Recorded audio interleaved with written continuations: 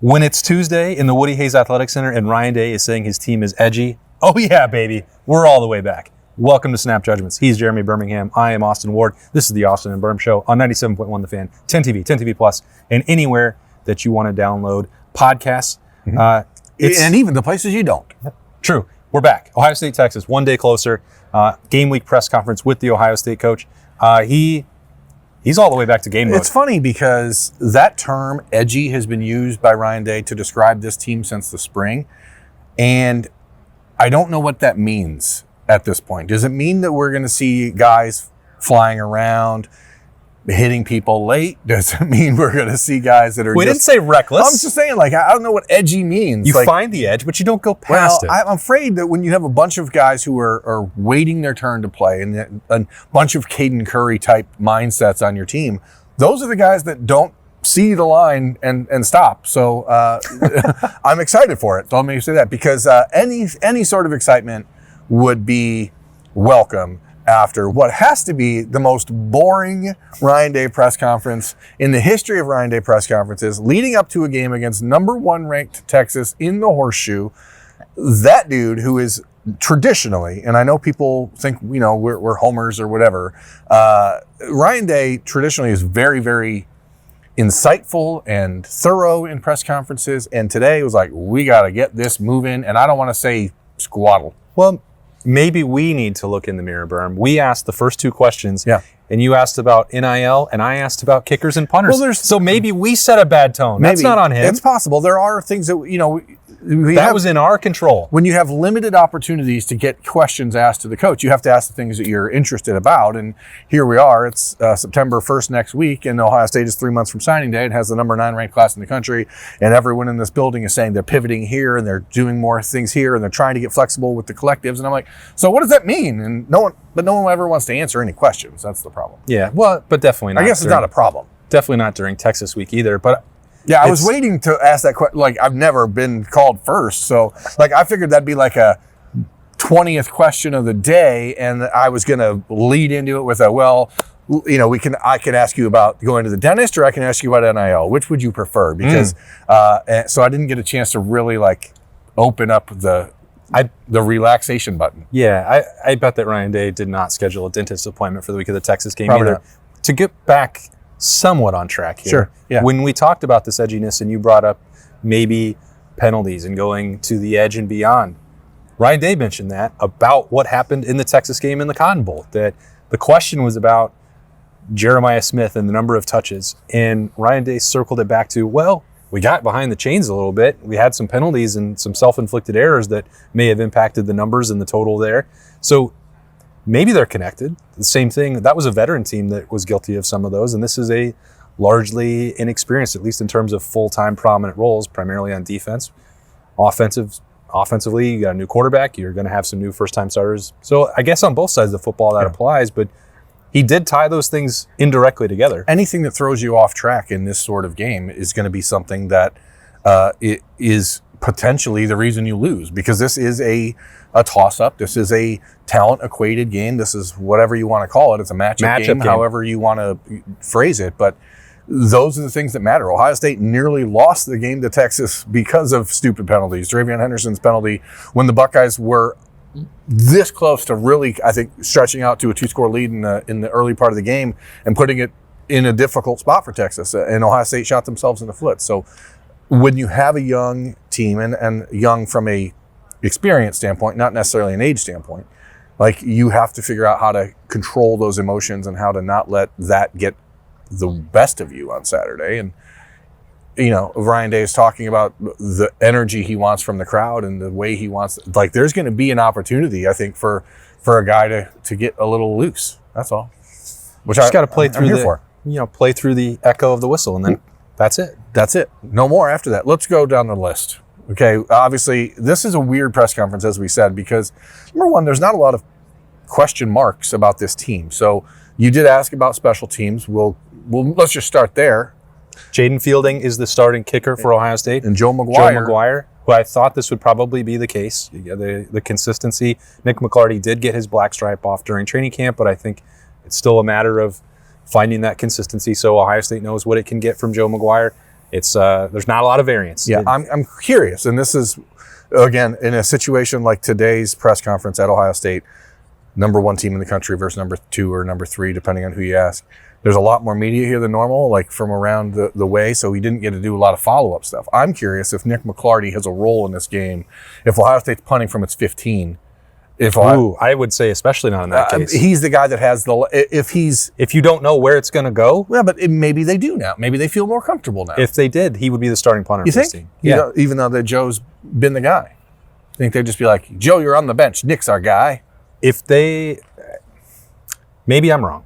If Nick McClarty had found a level of consistency, there's like no question he has the more powerful leg. Yeah. Like no question. Yeah, but I mean, you know, it's situational potentially. But right? that situation is very high risk. If you're talking, he could flip the field or he could kick it 10 yards out of bounds and then Texas starts on the 25. All right, well, fine. I'm just saying, I understand your point of view. I'm just wondering, with the black stripe removed, with the competition that went all the way through camp, maybe a corner had been turned enough where if you're like, hey, we need a 60-yarder here, Joe McGuire's not doing that. So I wonder if there's any wiggle room there. It doesn't seem like that's the case at kicker, with Jaden Felding holding off Jackson Corville to transfer from Ball State. Brought in competition there, and Jaden Fielding still emerged. So that's what you've got from the specialists. We didn't have a day to talk to them during training camp, so it sort of was just hanging out there is the one thing we didn't really know about this depth chart. We still don't know that for kickoff and punt return.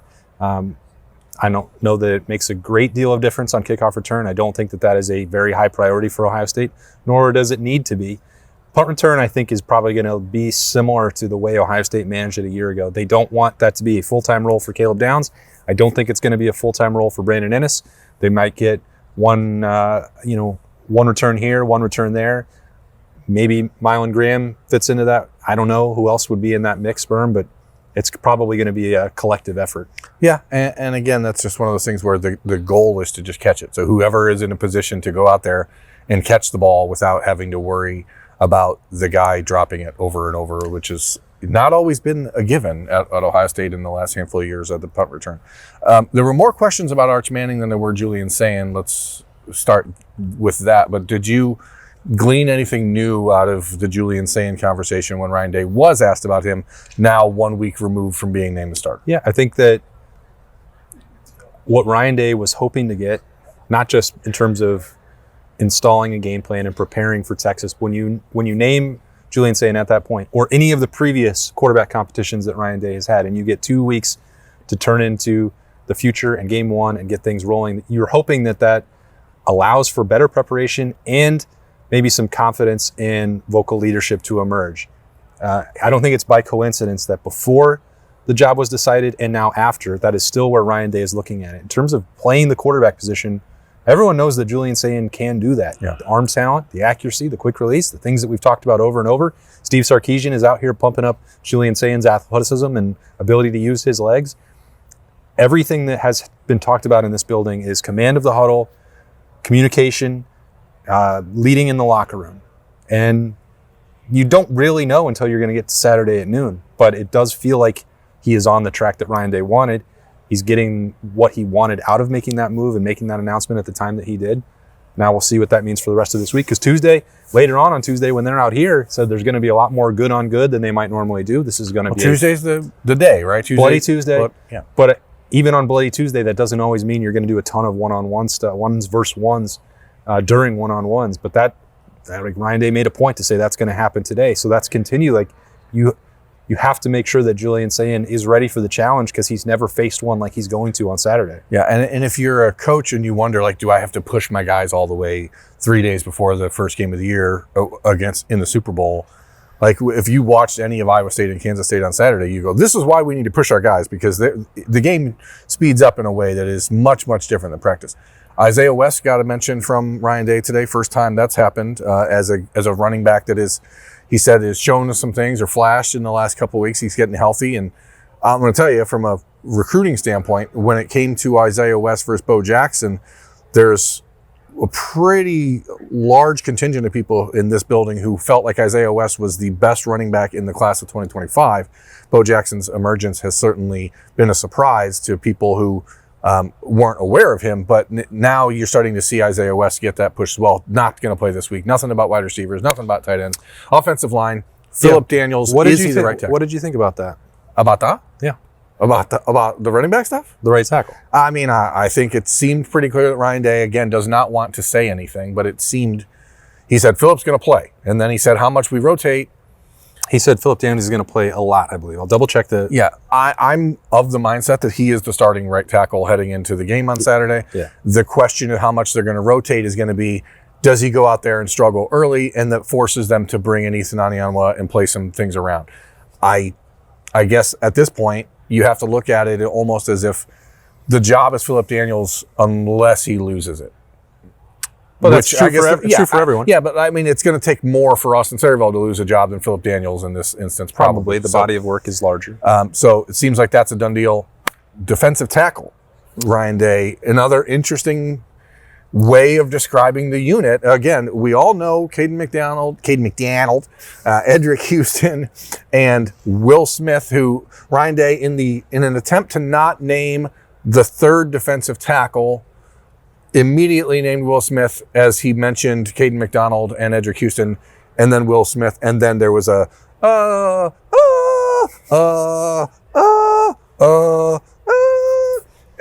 and then so then he said Tywan Malone, and that was the top four that we all expected. And then everyone with bated breath, is there going to be a fifth person that he names, and who is it going to be, and what does that mean?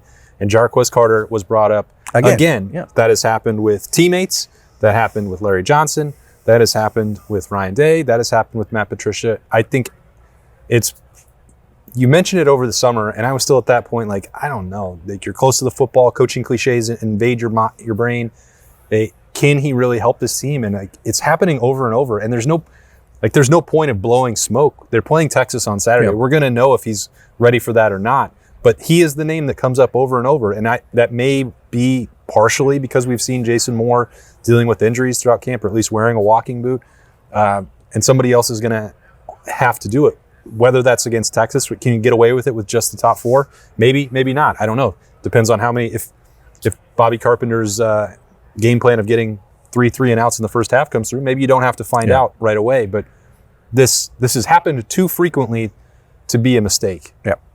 Again, some of that might be by attrition because Jason Moore we're not sure if he's going to be available or not based on the boot he was wearing in here last week. We'll see tomorrow, Wednesday, if that's still the case when we get a chance to be out here after practice and talk to players. But as far as the roster goes, that was pretty much the discussion on Tuesday with Ryan Day's press conference. He obviously mentioned this team is trying to avoid distractions. And which team avoids distractions best is something that he hinted at that would be important. I'm not sure what he could be talking about because Ohio State doesn't ever get involved in national discussions, and nobody out there just randomly talks about Ohio State and includes them in the weirdest off the field. That's true. We're very lucky that doesn't happen here. It's so weird. I want to say this. Please do. What are you going to say?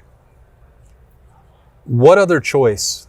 There's this notion that started flooding mentions, flooding our message board. Okay, so on Monday, we mentioned on Monday on the Roosters during the live show at Roosters that Ohio State had conversations with both the Fox and the Big Ten. These are normal logistical conversations. Like Fox and ESPN, I believe combined have like 300 credential requests out for this game, but the conversation was more directly. Bob and I had this on the air. Dave Portnoy of Barstool fame and now part of Fox's pregame coverage. And part of the guy paying for Bryce Underwood to be the quarterback. Well, that's an important part of this conversation. You know, Ohio State does not get to make Fox's personnel decisions. It does control if you're going to be on their sideline and on the field during pregame, who is allowed to be there through the credentialing process. Ohio State said, if you are planning to continue to do this on the field in the hour before kickoff, Dave Portnoy's actions and his, in regards to Ryan Day and the Buckeyes, and his direct affiliation as a Michigan booster, not just a super fan, paying directly and openly Bryce Underwood to play quarterback for Michigan, probably not someone that Ohio State would want on its field as a potential distraction before one of the biggest games of its season. Fox then had to take that information. It was not a demand. It was not an ultimatum. It was not a ban from the horseshoe. So just keep that in mind as you're planning your staffing. And Fox in the Big Ten, that all happened over the last month. It didn't just happen on Monday. It didn't just happen last Friday. It didn't just happen last Wednesday. Fox came back. Well, he's not going to be on the desk. He won't be in there before the game. He won't be there in halftime. He won't be there in the stadium after the game. Okay, cool. Let's just say that Ohio State had said, we are not going to issue a credential for this person. It doesn't make them soft. No, I think Ohio, in my opinion, this is my opinion alone. I don't care about his content one way or the other. I don't have any opinion on it. This is not what it's about. It is about the Michigan booster and some of the direct things that are happening between Ohio State and Michigan. Ohio State was placed in a no-win situation. Either you protect your sideline in advance and you're considered soft by some people. I don't agree with that. Or you allow that person to show up and you don't know what's going to happen before the game on Saturday. And after the fact, then people consider Ohio State soft for then letting him in. I don't think they could have won either way. I think that this is the better of two options that it didn't ask for in either situation. But the key part is that Ohio State did not say he's not banned from the horseshoe. He's not banned. He's certainly not welcomed, but he's certainly also not banned. But that's neither here nor there because Ohio State plays Texas, the number one team in the country, in 4 days. It's that way, right? Ohio Stadium? Yeah, it's right over there. Ohio Stadium's that way, and that's where that game is. Is this your first time in the league? I have never been here before. This is a beautiful building. It's a little outdated, but I like it. No. Just kidding. It's not outdated, folks. It's a joke. But I just got me to talk about something I didn't want to. I love it here. And snap judgments, I love doing them. Yeah. I love snapping them. I love having the conversations. 4 days. One more time in here, Wednesday night, as we get snap judgments after practice. The Buckeyes are back to evening practices, so we'll have snap judgments. Are we going to have snap judgments at 8 o'clock on Wednesday night? We'll see. It's Texas week. Probably seems likely. You can talk to the captains. We will have our last moment with Ryan Day before the Texas game. Last moment. And then we'll get the chance to talk to the captains for the first time. All four of those gentlemen will join us. And then it's like basically game day. Yeah, we'll also be having a special Friday afternoon, I think it might be live, version of the Austin and Berm Show. Yeah, we don't know anything about it. We're just going to be there. Whatever happens around us. So I think here's what we're going to do. If you want to join us for that one, it's going to be at the O on Lane. Our show is going to be That's also over there. It's Friday afternoon, 2:30. Berm and I will be there. I think that is going to be this week's mailbag. It's not the longest show that we're ever going to do. We do have a special version of the beat for Freaky Friday for bold predictions that will be coming your way. But then we will be live down at the day before tailgate with all the 97.1 The Fan shows. I believe it's going to be streamed. But if you have questions for that show, we'll take them to sort of steer the conversation because we want to know what we haven't talked about that you want us to talk about in the 24 hours before kickoff. Now, that's the Austin and Berm Show at gmail.com. Right. And some folks who are there in person will certainly take questions. If you do come hang out with us, we will hand you the microphone. You will ask us the question, and then we will answer it. Yeah. And if you've ever wanted to have a beverage, a Coke, a water with Austin or myself, that might be the best time to do it. Well, I'm not going to have a Coke. A Coke Zero, I meant to say. Might have. And then after the show, who knows what I'll have Anything's after that. possible. Anyway, that's coming on Friday. That's 2:30. And so much more coverage still coming your way before we get to that point. Yeah, that's right. Stadium's over there. That's where the horseshoe is. But this is the Woody Hayes Athletic Center. It's Snap Judgments. We'll see you tomorrow morning for some pre-Texas stocks to watch. That's on the beat on the Austin and Berm Show. He's Berm, and I'm Austin. We'll see you later.